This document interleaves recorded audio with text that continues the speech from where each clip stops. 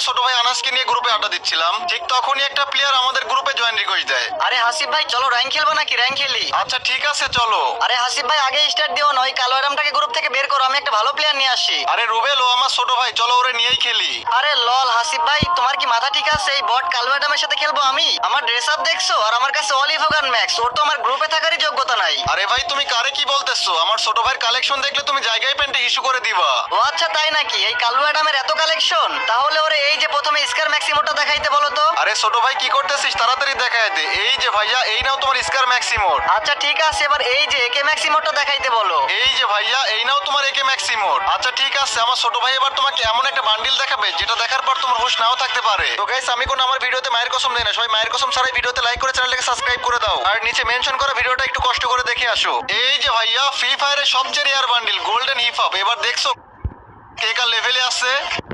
guys, কালকে রাতে আমি ছোট ভাই আনাসকে নিয়ে গ্রুপে আড্ডা দিচ্ছিলাম,